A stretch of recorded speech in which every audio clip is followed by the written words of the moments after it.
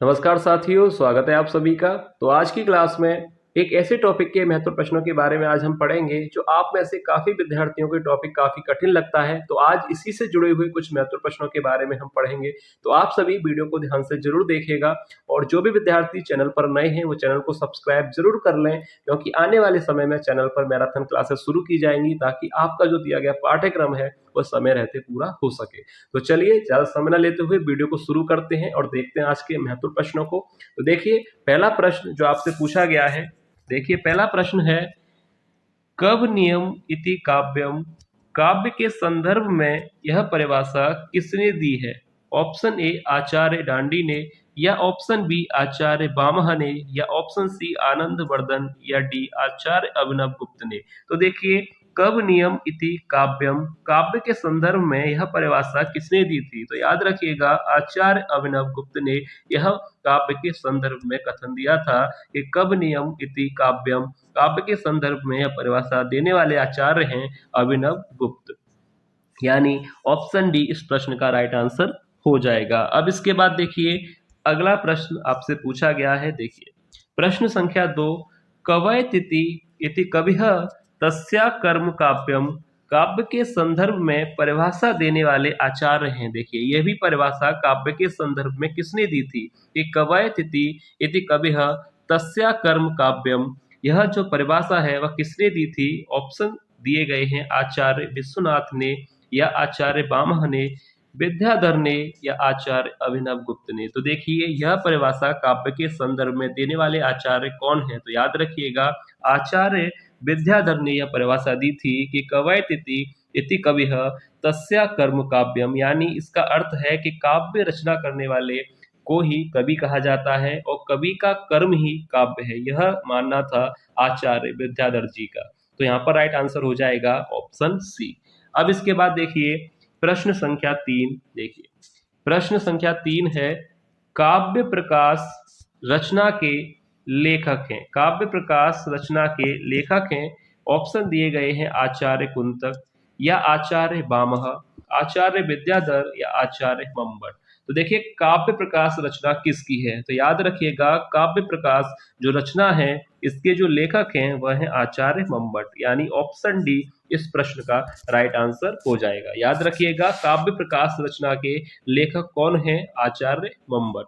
अब इसके बाद प्रश्न संख्या 4, देखिए प्रश्न है, विभाव अनुभाव व्यभिचारी भाव के सहयोग से रस की निष्पत्ति होती है, किसका कथन है? देखिए यह प्रश्न आपकी परीक्षा के लिए काफी ज्यादा महत्वपूर्ण प्रश्न है, तो इसका जो आंसर है आप लोग ध्यान से देख लीजिएगा। विभाव अनुभाव व्यभिचारी भाव के सहयोग से रस की निष्पत्ति होती है, तो यह कथन किसने कहा है? ऑप्शन अभिनव गुप्त ने, या लोल्लट ने, या ऑप्शन सी भरत मुनि ने, या आनंद वर्धन ने। तो देखिए यह जो कथन है यानी यह मानना है भरत मुनि का। ऑप्शन सी यहाँ पर राइट आंसर हो जाएगा कि विभाव अनुभाव व्यभिचारी भाव के सहयोग से रस की निष्पत्ति होती है। याद रखिएगा यह कथन देने वाले हैं भरत मुनि, आचार्य भरत मुनि का यह मानना है या यह कथन है। ठीक है, याद रखिएगा। अब इसके बाद प्रश्न संख्या 5, देखिए वाचा वक्रार्थ शब्दोक्ति अलंकाराय कल्पते परिभाषा किसने दी है? याद रखिएगा यह प्रश्न काफी महत्वपूर्ण प्रश्न है कि वाचा वक्रार्थ शब्दोक्ति अलंकाराय कल्पते परिभाषा किसने दी है? ऑप्शन दिए गए हैं आचार्य दांडी ने, या आचार्य बामह उद्भट, या आचार्य राजशेखर। तो देखिए अलंकार के संदर्भ में यह परिभाषा किस आचार्य ने दी है? तो याद रखिएगा आचार्य बामह यहाँ पर राइट आंसर हो जाएगा। याद रखिएगा यह जो पंक्ति है यानी ये जो कथन है या जो परिभाषा है वह किसने कही है या दिया है ये परिभाषा? तो याद रखिएगा आचार्य बामह, ऑप्शन बी यहाँ पर राइट आंसर हो जाएगा।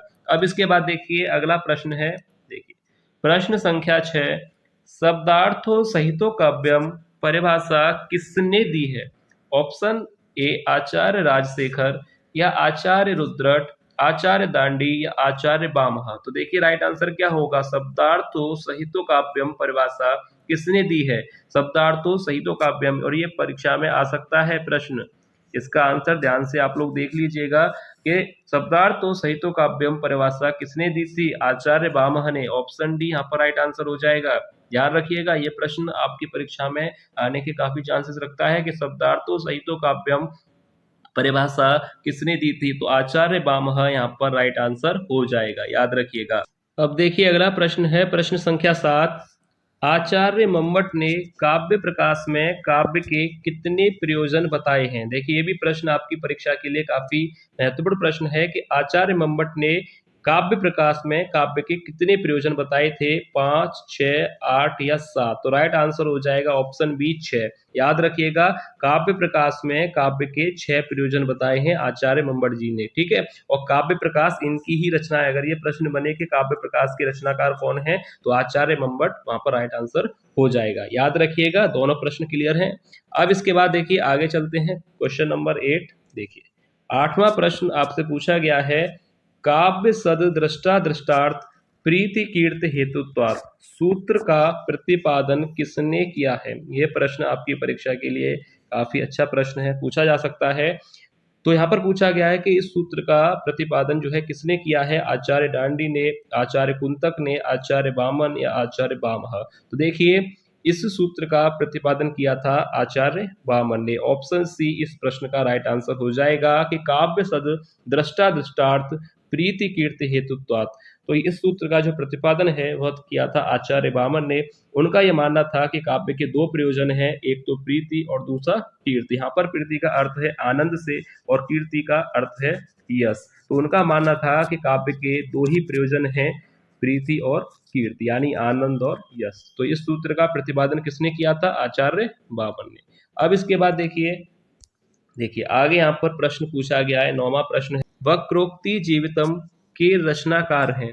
ऑप्शन दिए गए हैं आचार्य दांडी, आचार्य कुंतक, आचार्य वामन या आचार्य वामह। तो राइट आंसर यहाँ पर क्या हो जाएगा, इसके रचनाकार कौन है। तो देखिए याद रखिएगा, इस 9वें प्रश्न का राइट आंसर हो जाएगा कि वक्रोक्ति जीवितम के रचनाकार हैं आचार्य कुंतक। ऑप्शन बी यहाँ पर इस प्रश्न का राइट आंसर होगा। याद रखिएगा, आचार्य कुंतक इसके रचनाकार हैं, ठीक है। अब इसके बाद देखिए 10वां प्रश्न है, प्रश्न संख्या 10। अलंकार सिद्धांत के प्रवर्तक आचार्य थे। ऑप्शन ए आचार्य दांडी, आचार्य बामह, उद्भट या राजशेखर। देखिए प्रश्न आपसे परीक्षा में जरूर पूछा जाएगा कि अलंकार सिद्धांत के प्रवर्तक आचार्य, क्योंकि ये प्रश्न कुछ प्रश्न ऐसे होते हैं जिन्हें देखकर ही लगता है कि इस प्रश्न परीक्षा में आने के चांसेस काफी रखते हैं, और प्रश्न आ भी चुके होते हैं ये परीक्षा में। अलंकार सिद्धांत के प्रवर्तक आचार्य अगर आपसे पूछा जाए कि कौन है, तो देखिए याद रखिएगा, अलंकार सिद्धांत के प्रवर्तक आचार्य हैं आचार्य वामह। ऑप्शन बी यहाँ पर राइट आंसर इस प्रश्न का हो जाएगा। अलंकार सिद्धांत के प्रवर्तक आचार्य अगर आपसे पूछा जाए तो राइट आंसर आपको टिक करना है आचार्य वामह पर, ठीक है। ऑप्शन बी राइट आंसर हो जाएगा। यहां तक आपको क्लियर है। अब इसके बाद देखिए 11वां प्रश्न।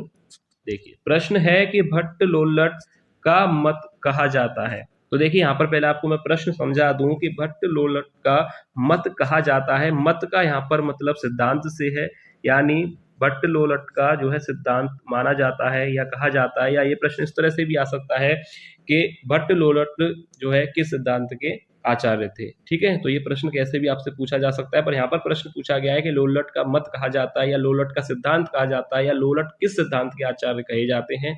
ऑप्शन दिए गए हैं अभिव्यक्तिवाद के, उत्पत्तिवाद, भुक्तिवाद या अनुमितिवाद के। तो देखिए लोल्लट जो है किस सिद्धांत के आचार्य कहे जाते हैं या इनका मत कहा जाता है, तो याद रखिएगा लोल्लट का मत क्या कहा जाता है, यहाँ पर राइट आंसर हो जाएगा उत्पत्तिवाद। ऑप्शन बी के साथ यहाँ पर हम जाएंगे, ऑप्शन बी राइट होगा, उत्पत्तिवाद जो है इनका सिद्धांत कहा जाता है, ठीक है। याद रखिएगा उत्पत्तिवाद सिद्धांत के आचार्य अगर आपसे पूछा जाए तो राइट आंसर वहां पर आपको करना होगा लोल्लट, ठीक है। क्लियर है आपको। अब इसके बाद देखिए 12वां प्रश्न आपसे पूछा गया है, प्रश्न संख्या 12।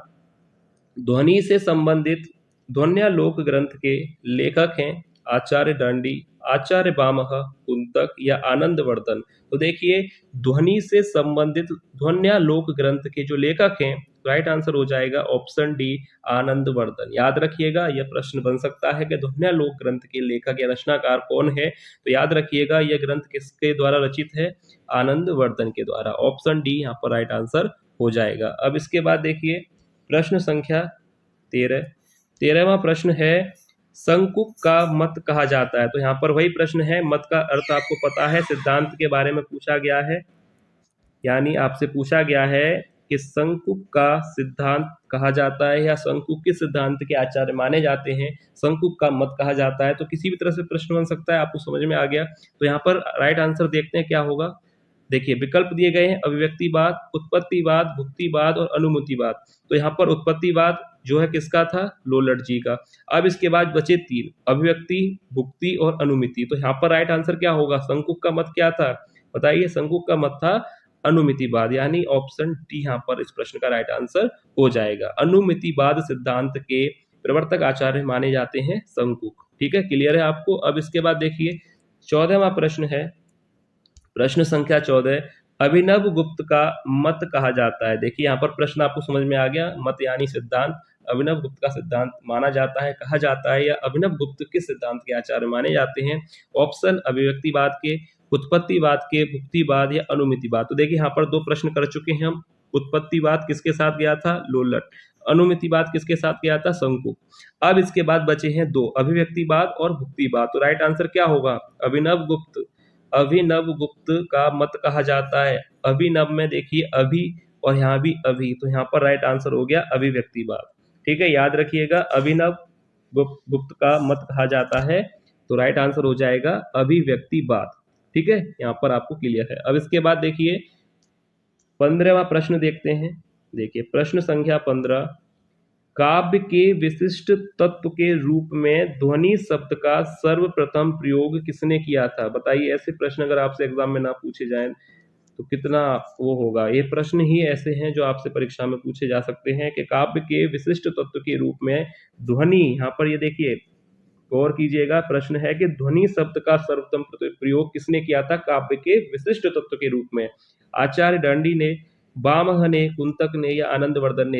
एक चीज मैंने अभी आपको बताई थी, ध्वनि से संबंधित ध्वन्यालोक ग्रंथ के लेखक अभी आपको मैंने बताया था प्रश्न में, कौन थे, आनंदवर्धन। तो यहाँ पर भी राइट आंसर क्या होगा, ध्वनि शब्द का सर्वप्रथम प्रयोग किया था आनंदवर्धन ने काव्य के विशिष्ट तत्व के रूप में। ठीक है, तो ये प्रश्न अच्छी तरह से पढ़ लीजिए, ध्यान से देख लीजिए, और प्रश्न का राइट आंसर हो जाएगा आनंदवर्धन ने। यहाँ तक आपको 15 प्रश्न हो चुके हैं। 15 के 15 में अगर कोई भी प्रश्न पर अगर आपको डाउट है तो कमेंट करके आप लोग जरूर पूछिएगा। अब देखिए 16वां प्रश्न, प्रश्न है कि वक्रोक्ति सिद्धांत के प्रवर्तक आचार्य थे। वक्रोक्ति सिद्धांत के प्रवर्तक आचार्य थे आचार्य दांडी, विश्वनाथ, उद्भट या कुंतक। तो राइट आंसर क्या होगा, वक्रोक्ति सिद्धांत के प्रवर्तक आचार्य किसे माना जाता है बताइएगा, आचार्य दांडी को, विश्वनाथ को, उद्भट को या कुंतक को। तो राइट आंसर यहाँ पर क्या होना चाहिए, इस सिद्धांत के प्रवर्तक आचार्य कौन है, आचार्य कुंतक, ऑप्शन डी। याद रखिएगा, ये ऐसे ही प्रश्न आपसे पूछे जाएंगे कि अलंकार संप्रदाय का प्रवर्तक आचार्य किसे माना जाता है, वक्रोक्ति सिद्धांत का प्रवर्तक आचार्य किसे माना जाता है। तो आपको ये वीडियो अच्छी तरह से देखनी है, और आपको अगर फिर भी किसी भी प्रश्न पर कोई डाउट है तो आप लोग कमेंट करके जरूर पूछिएगा। तो देखिए 16वें प्रश्न का राइट आंसर हो जाएगा डी, कुंतक। अब इसके बाद देखिए 17वां प्रश्न आपसे पूछा गया है, नाट्य शास्त्र ग्रंथ के लेखक हैं अभिनव गुप्त हैं, लोलट हैं, भरत मुनि हैं या आनंदवर्धन हैं। तो नाट्य शास्त्र किसने लिखा है, ये तो आपको प्रश्न देखते ही आंसर आ गया होगा समझ में, भरत मुनि। ऑप्शन सी राइट हो जाएगा, नाट्य शास्त्र ग्रंथ के जो लेखक हैं वह हैं भरत मुनि। काफी सरल प्रश्न है, आप में से मुझे लगता है सभी विद्यार्थियों को उसका आंसर पता होगा कि नाट्य शास्त्र ग्रंथ के लेखक कौन है, भरत मुनि। अब इसके बाद देखिए 18वां प्रश्न आपसे पूछा गया है। देखिए प्रश्न संख्या 18, दांडी के काव्य शास्त्रीय ग्रंथ का नाम है। ऑप्शन ए भाषा आदर्श, काव्य दर्श, काव्य शास्त्र या प्रतिदर्श। तो राइट आंसर क्या होगा, दांडी के काव्य शास्त्रीय ग्रंथ का नाम है। यह प्रश्न एग्जाम में पूछा गया था कि दांडी के काव्य शास्त्रीय ग्रंथ का नाम क्या है, भाषा दर्श है, काव्य दर्श है, काव्य शास्त्र है या प्रतिदर्श है। तो राइट आंसर हो जाएगा बी, काव्य दर्श। ठीक है, याद रखिएगा, ये प्रश्न आया है एग्जाम में, राइट आंसर देख लीजिएगा काव्य दर्श। ठीक है, दांडी के काव्य शास्त्रीय ग्रंथ का नाम क्या है, काव्य दर्श। अब इसके बाद देखिए प्रश्न संख्या 19, देखिए काव्य अलंकार के रचनाकार हैं आचार्य दांडी, आचार्य कुंतक, आचार्य वामन, आचार्य बामह। काव्य अलंकार के रचनाकार कौन है, तो राइट आंसर हो जाएगा, सरल प्रश्न है कि काव्य अलंकार के रचनाकार हैं आचार्य बामह।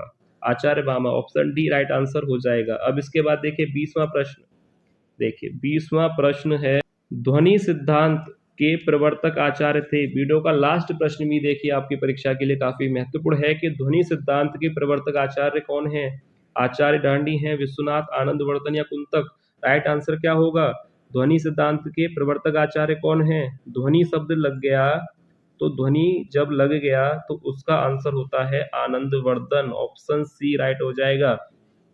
एक बात मैं आपको फिर बता दूं, याद रखिएगा, अलंकार संप्रदाय के प्रवर्तक हैं आचार्य भामह, ध्वनि सिद्धांत के प्रवर्तक हैं आनंदवर्धन, और एक और था वक्रोक्ति सिद्धांत के जो प्रवर्तक हैं वह कौन थे? आचार्य कुंतक। ये तीनों याद रखिएगा, एक प्रश्न तो आपको देखने को मिल सकता है, ठीक है, याद रखिएगा। और ध्वन्यालोक ग्रंथ इन्हीं का है, आनंदवर्धन जी का, याद रखिएगा। और ध्वनि का जो विशिष्ट तत्व के रूप में जो सर्वप्रथम प्रयोग किया था वो भी आनंदवर्धन जी ने ही किया था। तो यहाँ पर आपको 20 प्रश्न कराए गए हैं। उम्मीद है आपको 20 के 20 प्रश्न अच्छे लगे होंगे, ठीक है। तो मैं आपसे एक बात पूछना चाहता हूं कि अभी ये संपूर्ण काव्य शास्त्र का नाम हम इसे नहीं दे सकते, अभी सिर्फ 20 प्रश्न कराए हैं। अगर आप लोग चाहते हैं कि इसी सरल तरीके के माध्यम से संपूर्ण काव्य शास्त्र कराया जाए तो आप लोग कमेंट करके जरूर बताइएगा, क्या आप लोग इसी माध्यम से संपूर्ण काव्य शास्त्र को करना चाहते हैं या नहीं, ठीक है। तो चलिए मिलते हैं नेक्स्ट वीडियो में और महत्वपूर्ण MCQ के साथ, तब तक के लिए धन्यवाद।